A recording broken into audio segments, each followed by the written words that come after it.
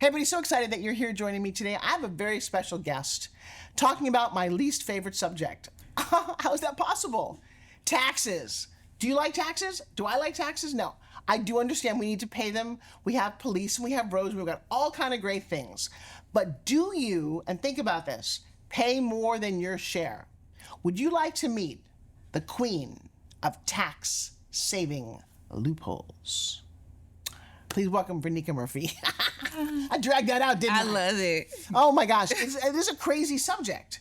It is. When you tell people that you're involved in taxes, what is their reaction? They're like, oh. Yeah, I'm not the only one. Yeah.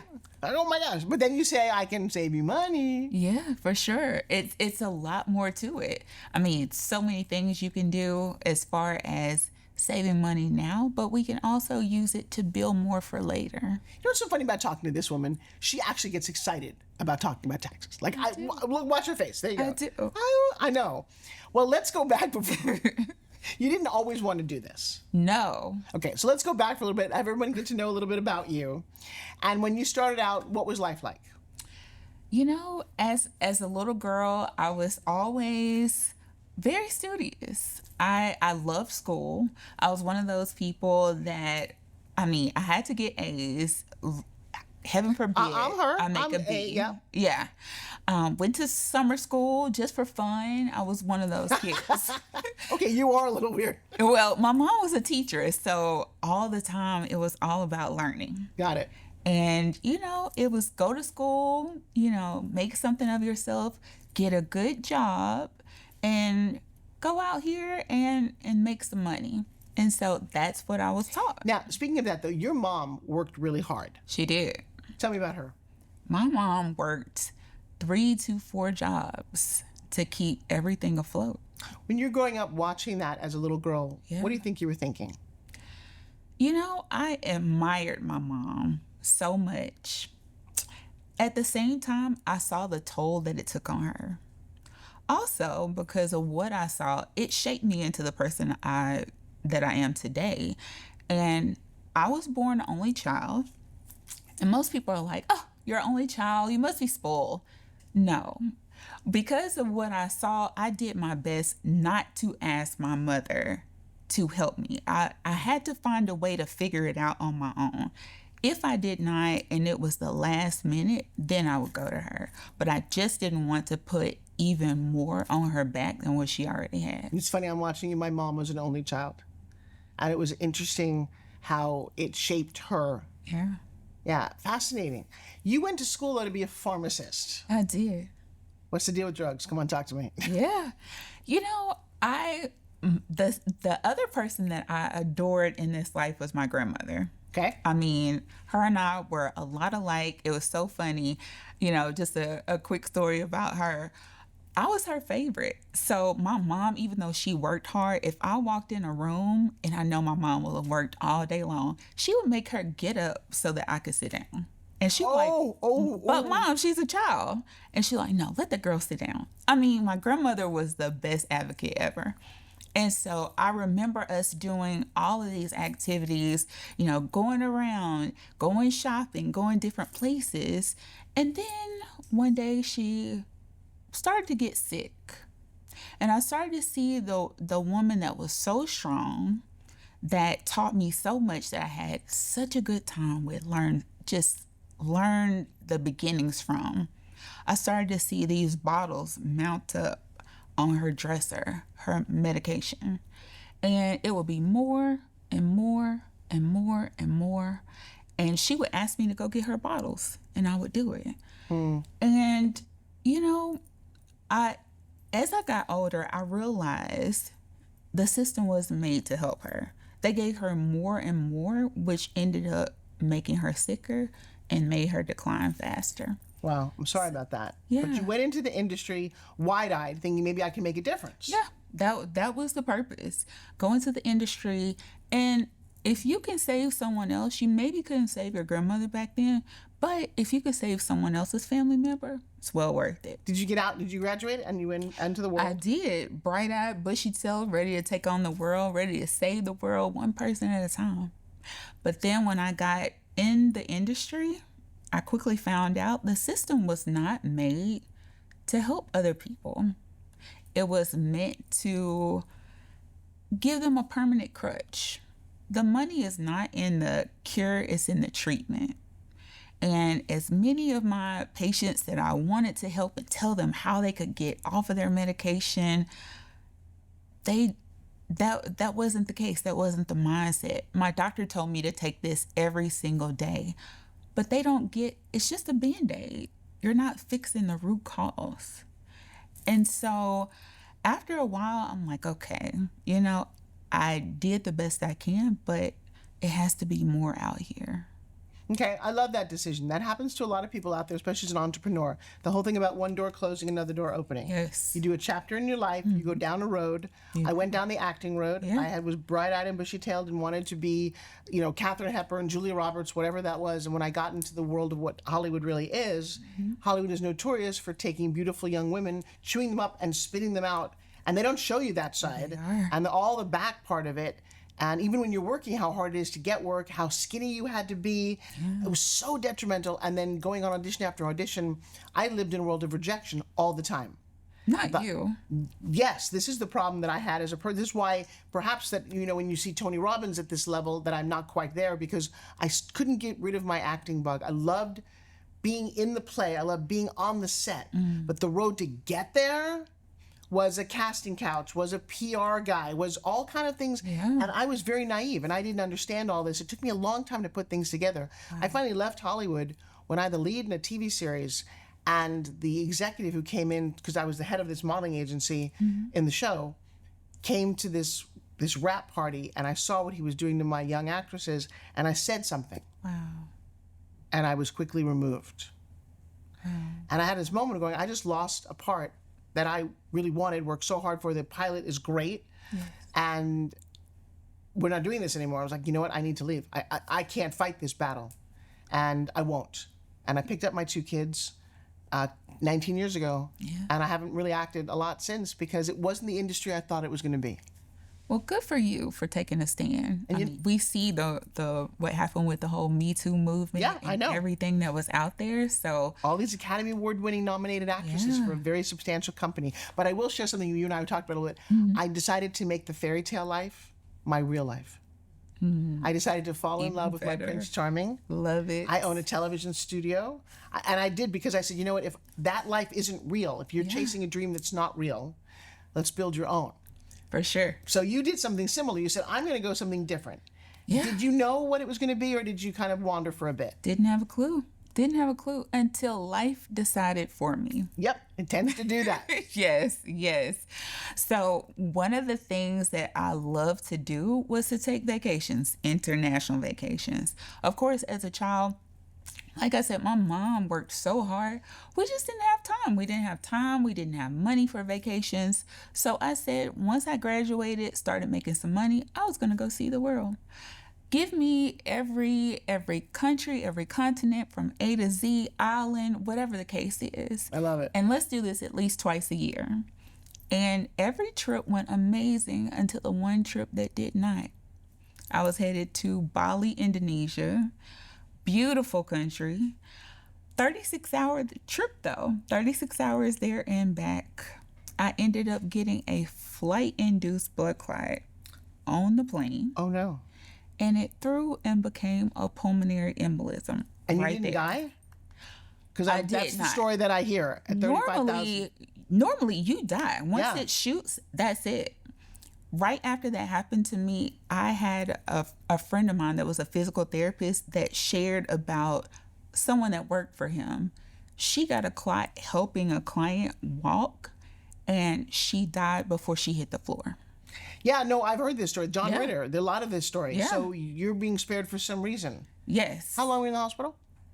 I was in the hospital for 2 months, but that turned into 11 months because the clot with me being in the air, in flight, just the pure circulation of being up that high made more blood go to it.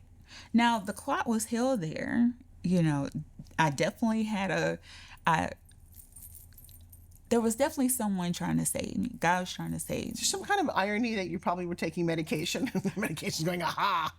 You know what? I took no medication. Oh, really?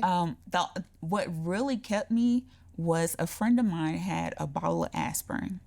And normally in those countries, aspirin is illegal. They don't sell it. They have Tylenol. And with my medical background, I was like, I know this isn't what I think it is. And she just so happened to have a bottle of aspirin. And now, I wouldn't recommend this, but in times of desperation, you have to do what you have to do. I started downing aspirin by the I'm still confused that aspirin's illegal in certain countries. It is. What are we taking over here? It is. It is illegal. All right, we'll talk about that. We'll talk about that. That's a whole nother show. Why is aspirin illegal and should you be taking it?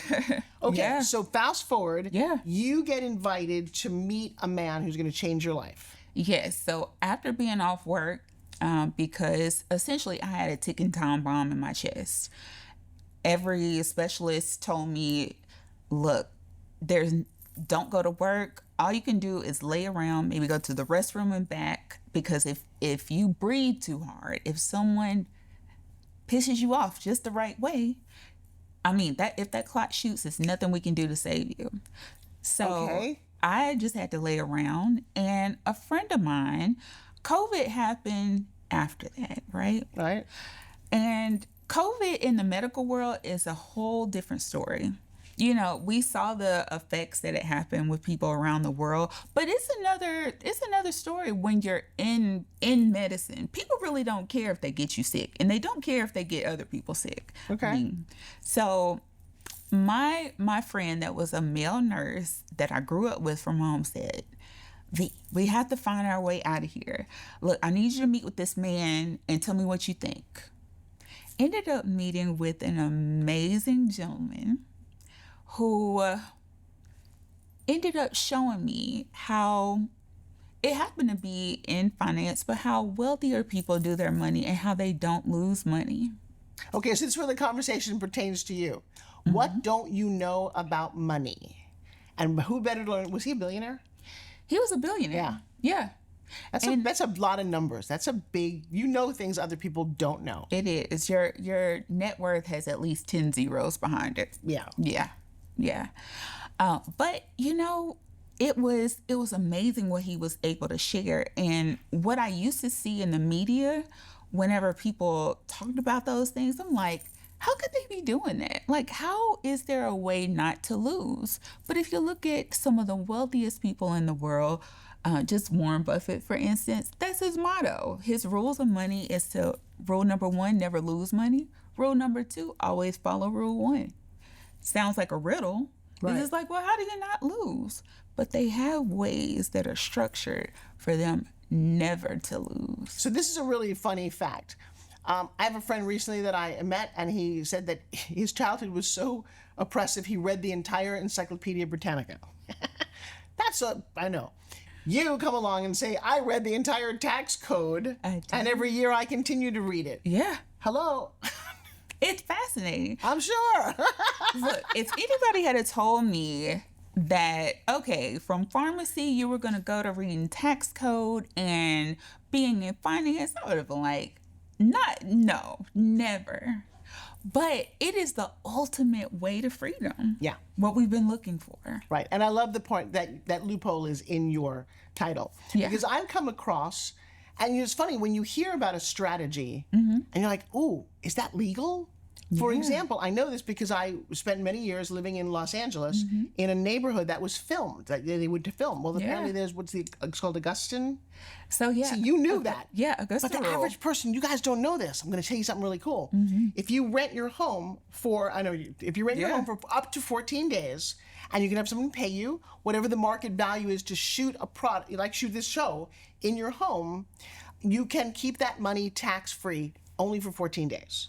So it's called the Augustin. The Augusta rule. Yeah, see, she Yeah. knew. Did you know that? Yeah. It's a great way to move money legally. Yeah. Well, my accountant didn't know this when I asked him, and I'm like, I'm going to tell you how to save me money. How do you not know this? Right. The answer is didn't read the tax code. Yeah. Honestly, a lot of the people that deal with documents like that, who deal with your taxes, they're doing what they were trained to do. So if you think about it, your bookkeeper keeps the books. Granted, that's what they do. Your accountant crunches the numbers that the bookkeeper gave you. And then when the accountant gets done, the accountant gives your numbers to the CPA. And their job is to put the right numbers on the right line item. But nobody is really there to strategize on your behalf. I know. Yeah. How do you do this, guys? Hang out with wealthy people. Wealthy people don't talk like broke people do. Wealthy people don't talk like W-2 employees do. Mm-hmm. And one of the things that you come to learn, and I only know this because I've been in business for a very long time, and I've gone up and down. So meeting you has just been a delight. Also, that you're a woman and that you're a glamorous, amazing woman in this industry that is predominantly men. Yeah. But you come to hear all of these things that business itself, the tax is designed. This country wants businesses. They treat businesses very well. In fact, you know what's funny? I remember this. I remember getting on an airplane. Yeah. And when I was little, I looked at what frequent flyer or who got to go first class, and we were just always in economy. We just traveled once or twice a year. When I got to a certain age, though, and realized that what is the frequent flyer thing? And it dawned on me that these airlines are rewarding people because when you're a business traveler, it's not on vacation. Yeah. It's I need to get in, out, get my seat. I have a certain way that I do this. I pack a certain bag. Mm-hmm. I'm on a plane sometimes once a week. That is a very different, and the airline likes me. Yes. So they treat me differently, and there's a lot of me's. Same thing with businesses. The tax code treats businesses and LLCs and corporations because they want them. They do. Succeed. I know, it's fascinating. They do. Believe it or not, 95% of the tax code is written in your favor. Right. So they look at you like you're in partnership with America. Because of you, you are providing jobs. And because you provide jobs, we now have people that don't have to sleep on the street. They can pay for apartments. They can pay for food for their families. Right. And they look at you like, hey, you're keeping the wheels of America turning. And because of that, we're going to reward you. Well, I would love you to look at my audience and tell them what you do for people. Could be them, could be somebody they know, but you're up to something pretty big. Go for it. For sure. So I created a company, Multimillionaire Consulting Group, and our whole strategy is to help save, not just save on taxes so you have more money in your pocket now, but also for later and for generations to come. So we build wealth a little differently. A lot of people will build wealth from inside of your account. What if you could use what you're unnecessarily throwing away to build wealth in a different fashion? So it helps you to keep more money all the way around. I love that. How do people find you? Yes, feel free. You could go to our website, www.millionairetrifecta.com. Feel free to fill out the form, and someone from our team will be in touch with you. What's something you haven't yet shared that you want to? That, the real road to freedom is there. Most people see, you see a lot of the business people, the moguls that are out here, and they just feel like things aren't fair. They must be doing something illegal. Like, how are they able to get ahead? And I feel like I'm stuck where I am. It doesn't have to be like that. There is a roadmap for you to get out. And I will say it does take expertise. And we have a full team of people already ready to go, some of the top experts in the world under one roof to help you to be able to take that roadmap and finally get to that place of freedom that you've been looking for. I love it. Is your mom still here on the planet? She is. I have a feeling that she is just smiling and loving you and very, very proud, yes? She is. And I'm proud of her too. Well, I'm proud of you. Thank you so very much. Thank you. All right, so we've been talking about now my new favorite subject, the tax code. Oh, my goodness. We're going to find some loopholes. We're going to save you some money so we can go on vacation and hang out together. The truth is, I would love you to look up Verneka Murphy. The mission that she's on is really to help you grow and prosper as a business owner, not doing your business, but taking money that you throw away on taxes, reinvesting it. It's so unique and fascinating. This is all the time that we have for today, though. Stay tuned for a future episode. I'll see you again soon.